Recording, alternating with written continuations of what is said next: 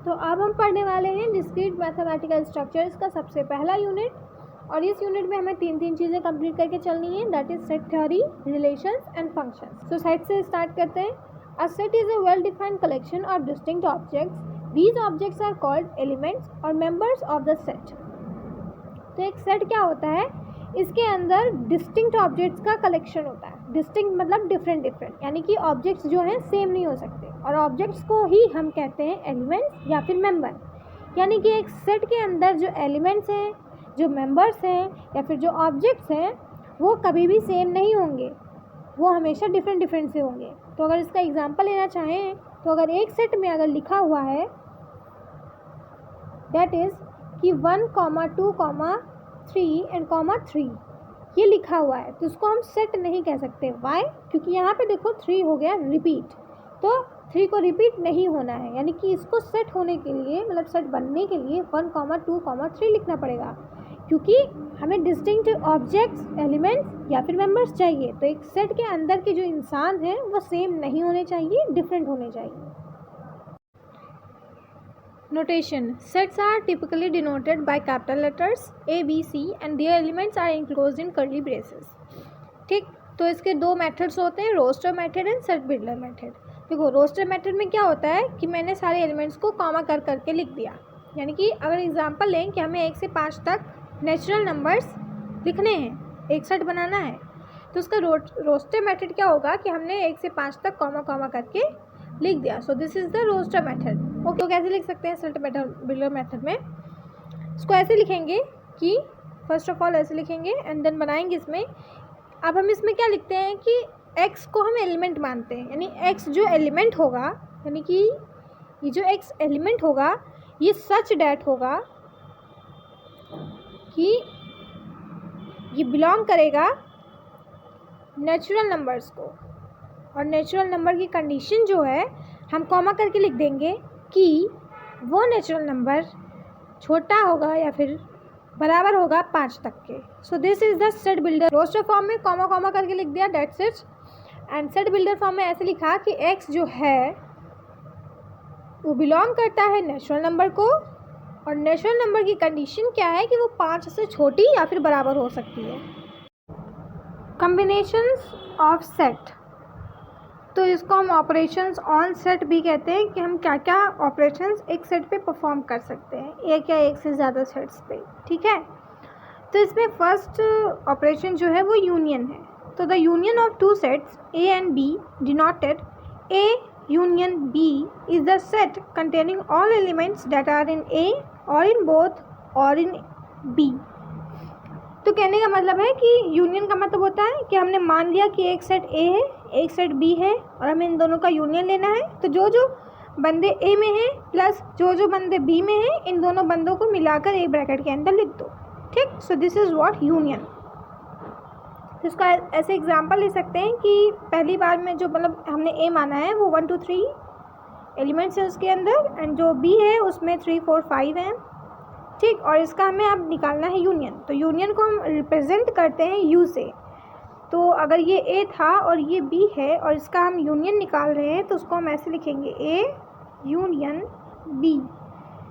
तो इसका मतलब होता है इन तीनों को साथ में मिलाकर लिख दो, यानी कि 1, 2, 3, 4, 5। बट अब हमने यहाँ पे देखा कि कुछ एलिमेंट्स हो गए सेम। तो इसमें ये 3 और यहाँ का ये 3, ये 2 बार 3 आ गया। बट हमने पढ़ा था कि एक सेट में सेम इंसान नहीं रह सकते। ठीक है, तो इसीलिए हम इस 3 को कर देंगे, एक 3 को गायब कर देंगे। सो इस 3 को अगर गायब कर दिया तो फाइनली जो सेट आया वो 1, 2, 3, 4, 5 आया। सो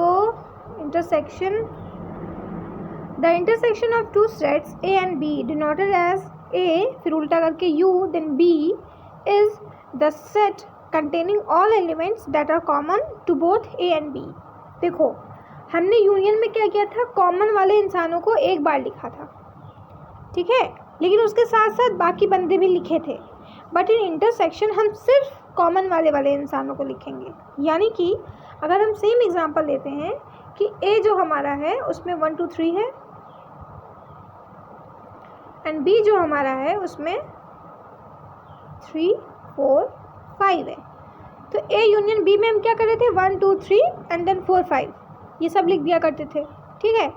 बट हम इंटरसेक्शन में क्या कर रहे हैं कि जो बंदा सेम है सिर्फ उसी को लिखेंगे, यानी कि ये 3 लिखाएगा बस, यानी कि ए इंटरसेक्शन बी जो होगा वो बराबर हो जाएगा किसके, सिर्फ और सिर्फ 3 के। वाई, क्योंकि ये है कि इंटरसेक्शन में हम सिर्फ सेम एलिमेंट को जो ए और बी दोनों में हो उसको लिखते हैं, ठीक है।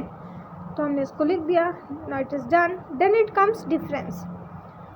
तो अगर हमारे पास 2 सेट्स हैं ए एंड बी, तो ए माइनस बी जो आंसर होगा वो बी माइनस ए नहीं होगा, ठीक है, यानी कि ये डिफरेंट होता है।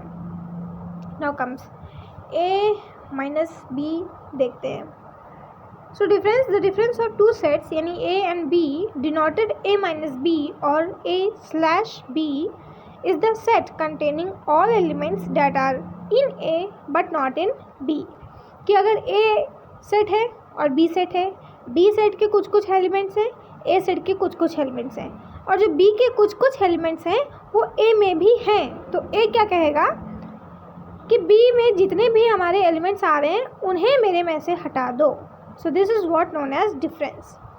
तो इसका एग्जांपल देखते हैं कि अगर ए है इज इक्वल्स टू 1,2, ठीक है, 1,2 है, और बी है और बी के पास भी क्या है 2,3, ऐसे करके है।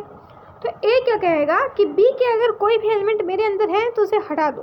तो इसका आंसर जो आएगा A minus B is equals to B का जो भी ए में हटा दो, यानी बी का 2 है और जो कि ए में भी है, यानी कि ए से उस चीज़ को हटा दो, यानी कि अब फाइनली बचा 1। सो दिस वाज द आंसर।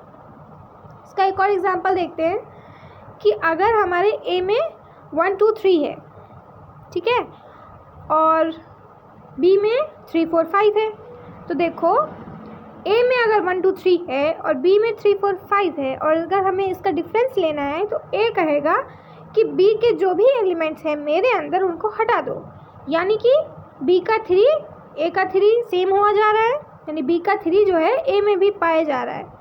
तो इसीलिए हम जब इसका डिफरेंस लेंगे तो इस 3 को हटा देंगे। वाई, क्योंकि ये बी में था। So this was the difference. Done. Now comes complement. Complement होता है कि अगर हमारे पास कोई सेट है, मान लो ए है, ठीक है, और एक यूनिवर्सल सेट है यू, ठीक है। अगर हमें कॉम्प्लीमेंट लिखना है ना, तो ए सेट में जो पहले से ही कुछ कुछ बंदे हैं उनको हटा दो यूनिवर्सल में से, और अब जो यूनिवर्सल में बचेगा ना वो ए कॉम्प्लीमेंट होगा। इसका कैसे कर सकते हैं, मतलब एग्जांपल कि एक यूनिवर्सल सेट है जिसमें हमने लिखा है यहाँ पे 2 4 6 8, ठीक है। तो ये यूनिवर्सल सेट है हमारे पास, और ये मतलब यू था और ये ए। अब ए में हमने क्या किया है कि कुछ कुछ एलिमेंट्स रखे हैं, यानी कि 6 और 8 हमने ए में रख दिया, ठीक है। और अब हम करना चाहते हैं ए का कॉम्प्लीमेंट। तो कॉम्प्लीमेंट करने का मतलब है, मतलब कहने का मतलब है कि जो ए के अंदर कुछ कुछ बंदे हैं उन्हें यूनिवर्सल में से हटा दो, और अब जो यूनिवर्सल बचा वही कहलाता है कॉम्प्लीमेंट। यानी कि अगर हम देखें तो ए का 6 और 8 यूनिवर्सल के 6 और 8 में है, मतलब का ए का 6 और 8 यूनिवर्सल में 6 और 8 है, तो हम इस 6 और 8 को हटा देंगे यूनिवर्सल से, और बाकी बचा हुआ क्या होगा, हमारा कॉम्प्लीमेंट होगा।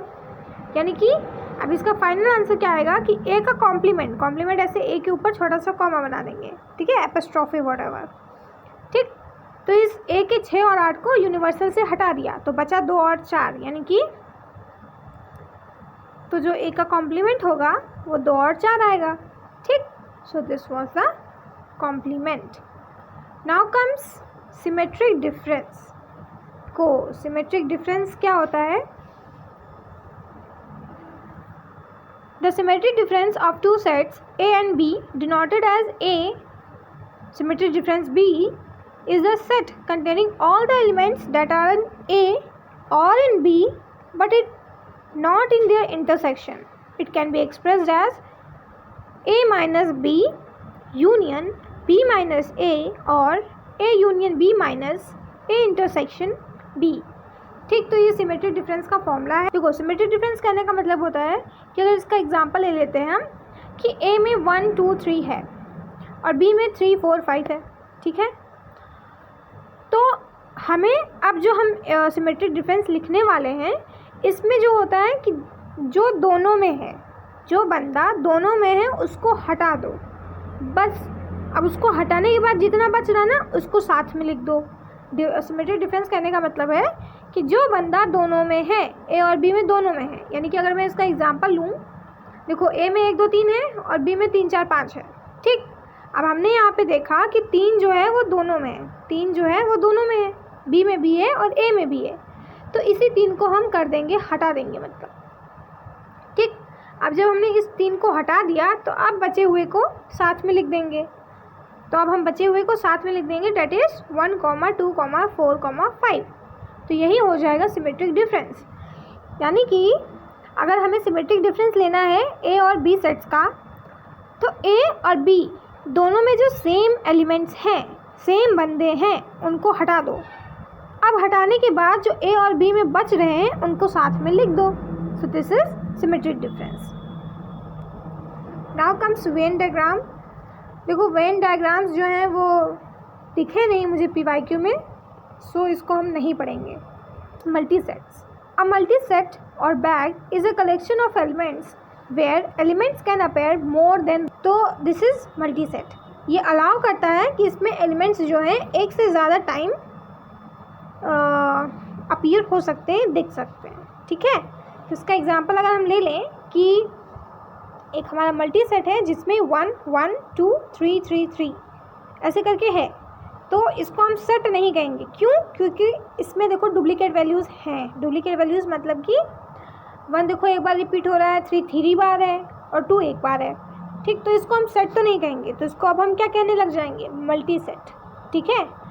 और इसको हम, इसमें कुछ मल्टीप्लिसिटी नाम का चीज़ होता है कि एक एलिमेंट कितनी बार जो है वो रिपीट हो रहा है, वही कहलाता है उस एलिमेंट का मल्टीप्लिसिटी। अब देखो इसमें 3 एलिमेंट्स हैं, 1 है एंड देन 2 है एंड देन 3 है, ठीक। 3 एलिमेंट्स हैं 1 2 3। अब इनकी हमें मल्टीप्लिसिटी निकालनी है, तो हमें क्या देखना होगा कि ये कितनी बार आ रहे हैं।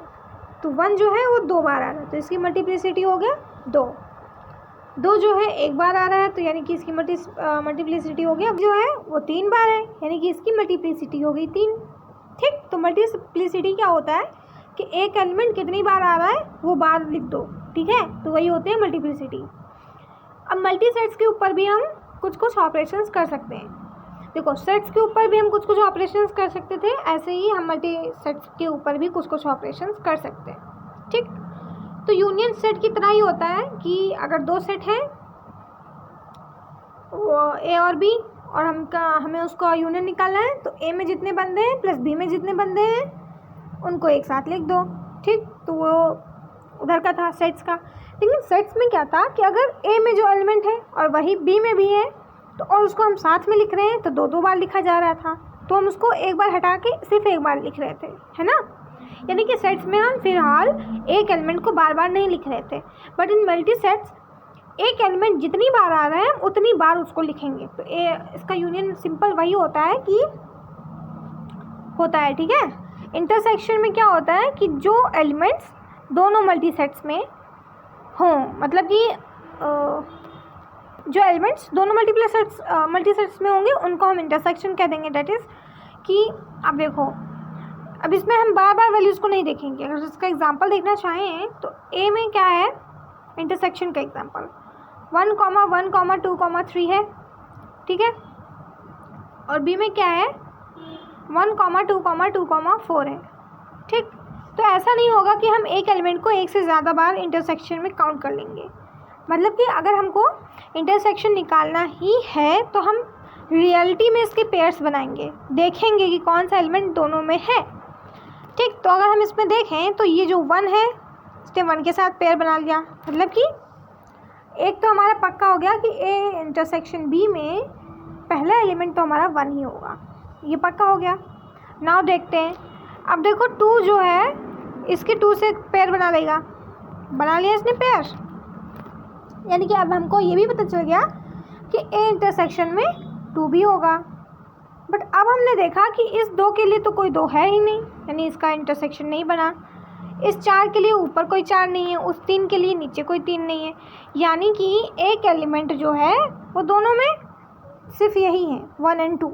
तो यानी कि मल्टी सेट्स का जो इंटरसेक्शन होगा वो कुछ इस प्रकार होगा। ठीक है, तो डिफरेंस क्या होता है हमें भी पता था कि अगर a माइनस बी लिखा है तो इसका कहने का मतलब है कि b में जो एलिमेंट्स हैं वो अगर a में है तो a से उनको हटा दो। अब देखो b में एलिमेंट्स है 1, 2, 4 है ना, कुछ कुछ एलिमेंट्स हैं। अब हमने देखा कि जो ये b में 2 है ना वो a में भी है, तो a कहता है, जब डिफरेंस लेते हैं तो a कहता है कि b का अगर कोई भी एलिमेंट मेरे अंदर है तो उसको 2 हटा दूंगी मैं। ठीक, तो अब मैंने इसको दिया हटा, तो जब 2 हट जाएगा तो बचा क्या, a में बचा 1, 1, 3। ठीक है, पर फिर से हमने देखा कि b में ये जो 1 है ना ये a में भी है। अब इसको भी हटाओ, तो इसको भी हटाएंगे, तो b का 1 एक बार था तो इसी में से हमने a का भी एक बार 1 हटाया। तो जब हमने a का एक और बार 1 हटा दिया, यानी कि ये वाला 1 जो है हमने हटा दिया, तो फिर अब a में क्या बचा 1, 3, यानी इसका आंसर क्या हो गया 1, 3। यानी कि जो b में है वो a में नहीं होना चाहिए, एंड दैट्स इट। ठीक है, तो अब हम लेंगे एग्जाम्पल, तभी हम समझ पाएंगे ऑर्डर पेयर और कार्टेशियन प्रोडक्ट को। ठीक है, तो हमने एग्जाम्पल लिया कि हमारा जो a और फिर जो हमारा b है उसमें a और b है। ठीक, मतलब कि अगर इसके हम ऑर्डर पेयर कुछ बनाना चाहें तो ऐसे बन सकते हैं कि हमने 1, a ले लिया एक बार और 2, b ले लिया एक बार। ठीक, तो ये काइंड ऑफ ऑर्डर पेयर्स हो गए कि हमने एक एलिमेंट उठा लिया a से और एक एलिमेंट उठा लिया b से और कॉमा करके एक ब्रैकेट के अंदर लिख दिया। So this is order pair. अब बात करते हैं कार्टेशियन प्रोडक्ट क्या होता है। तो कार्टेशियन प्रोडक्ट वो होता है कि जितने भी ऑर्डर पेयर हम बना सकते हैं, 2 सेट्स दिए गए हैं और उन दोनों सेट्स की हेल्प से हम जितने सारे भी ऑर्डर पेयर बना सकते हैं उन सबको अगर हमने इकट्ठा लिख दिया तो वो कहला जाता है कि हमने कर दिया कार्टेशियन प्रोडक्ट। यानी कि अगर हम ये जो दिया गया है इसके हम सारे जितने भी हमारे पेयर्स बन रहे हैं इनको हम लिखें, तो चलो लिखते हैं। तो हमने एक बार 1 को a के साथ लिखा, 1 को हमने a के साथ लिखा, फिर हमने 2 को b के साथ लिख दिया। ठीक है, 2 को b के साथ लिख दिया। नाउ 1 a के साथ हो गया है, 2 b के साथ हो गया है। ओके, अब हमने क्या किया, 1 को b के साथ लिख दिया, 1 को b के साथ लिख दिया। ठीक है, और अब हमने 2b के साथ हो ही गया था, 2 को हमने a के साथ लिख दिया, तो 2 को a के साथ लिख दिया। मतलब कि देखो अब जितने पॉसिबल बन सकते थे उतने हम लोगों ने बना लिए। ठीक, अब देखो हम ऐसा नहीं कर सकते कि b, 2 लिख दें, मतलब इसका हम अपोजिट नहीं लिख सकते कि ये भी तो पेयर बन सकता है। मतलब 1, a को ऐसे नहीं कर सकते कि हम फिर से कॉमा करके ऐसे a, 1 लिख दें, नहीं, ये सेम नहीं होगा, क्योंकि यहाँ पे होता है रूल अप्लाई कि ये जो यहाँ पर लिखा रहेगा वो हमेशा और हमेशा a से बिलोंग करना चाहिए, और जो कॉमा के इधर लिखा रहेगा वो हमेशा से हमेशा b से बिलोंग करना चाहिए। लेकिन जब हम अगर इसी को उल्टा करके लिख देते हैं, यानी कि a, b लिख देते हैं, a, 1, तो आप देखो a जो है वो b में है, पर हमारा इधर वाला जो चीज़ था वो a से होना चाहिए, तो ये गलत हो गया। ठीक है, तो जितने बन सकते हैं वो पॉसिबल बन चुके हैं, और फिर हम इन्हीं को एक ही ब्रैकेट यानी एक ही छत के नीचे लिख देंगे और बोल देंगे कि ये कार्टेशियन प्रोडक्ट है। तो हमने इसको एक छत के नीचे ऐसे कर दिया, and this is now cartesian product. ठीक, so this was the thing. Now comes की आइडेंटिटीज़ क्या हैं सेट्स की, मतलब कुछ लॉज हैं वो क्या होते हैं। तो पहला लॉ है कम्यूटेटिव लॉ। ठीक, तो इसका कहने का मतलब है कि हमने a यूनियन b किया है, ठीक है, और अगर हम b यूनियन a करते हैं तो दोनों सेम बात है, ठीक है। चाहे ए प्लस बी करो चाहे बी प्लस ए करो, बात सेम ही है, ठीक है। तो इसी को कहते हैं कम्यूटेटिव लॉ, ठीक है। नाउ कम्स एसोसिएटिव लॉ, मतलब ये कुछ कुछ लॉज हैं, इनको बस ऐसे ही याद करना पड़ेगा। तो एसोसिएटिव लॉ क्या है कि अगर ए यूनियन बी है और फिर जो उसका आंसर आएगा वो यूनियन सी है, वो बराबर होगा कि बी यूनियन सी करके फिर उसका जो आंसर आएगा उसका यूनियन कर दें ए के साथ। मतलब बात वही है कि अगर हमने ए प्लस ब्रैकेट बी प्लस सी किया, तो अगर हम इसको ऐसे लिख दें, मतलब इसको अगर हम ऐसे करते हैं कि ए प्लस बी पहले कर लेते और प्लस सी बाद में कर देते, तो बात तो सेम ही है नहीं।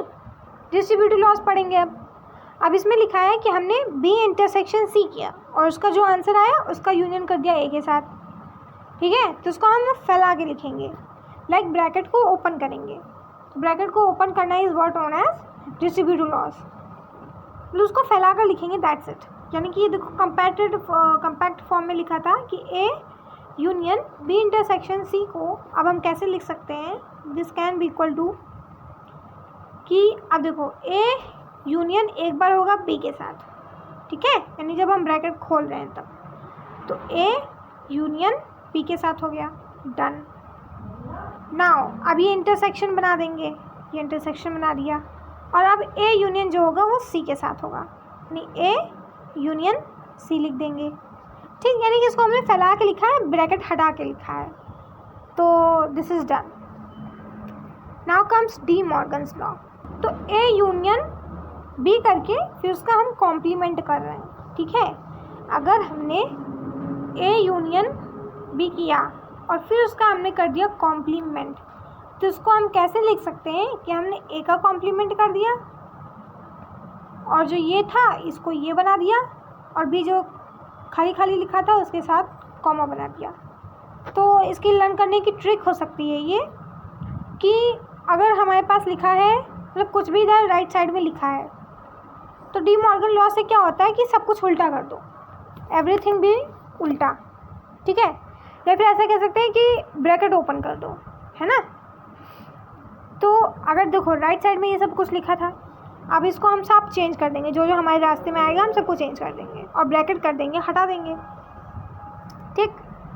तो हमने ए देखा कि सिर्फ ऐसे लिखा है खाली खाली, तो हमने ए के ऊपर लगा दिया एपोस्ट्रोफी, यानी ए का कॉम्प्लीमेंट कर दिया, उल्टा कर दिया, ठीक। अब फिर हमने देखा यहाँ पे यूनियन हो रहा था, नहीं, हम इसके आंसर में क्या कर देंगे, इंटरसेक्शन, ठीक है। फिर हमने देखा कि बी जो है खाली खाली लिखा हुआ है, तो हम इसका बना देंगे कॉम्प्लीमेंट, यानी कि बी को उल्टा करके लिख देंगे, बस यही आंसर है, ठीक। यानी कि अगर हमें किसी भी क्वेश्चन पे डी मॉर्गन्स लॉ अप्लाई करना होगा तो सारी चीज़ों को उल्टा कर दो, जो भी लिखी है। अगर ए खाली लिखा हुआ है तो उसका कॉम्प्लीमेंट लिख दो, और मान लो कि अगर ए कॉम्प्लीमेंट लिखा है तो उसका खाली लिख दो, ठीक है। नाउ कम्स आइडेंटिटी लॉज, ठीक। तो इसका कहने का मतलब है कि ए यूनियन फाई करते हैं। फाई देखो क्या होता है, फाई अपने आप में एक सेट है, एक इसको बोलते हैं एम्प्टी सेट, मतलब कुछ नहीं, नल, ठीक। तो आइडेंटिटी लॉज में क्या होता है कि अगर ए यूनियन फाई करूं, मतलब ए को 0 से जोड़ूं, ऐसा ना, तो ए ही तो आएगा, सिंपल।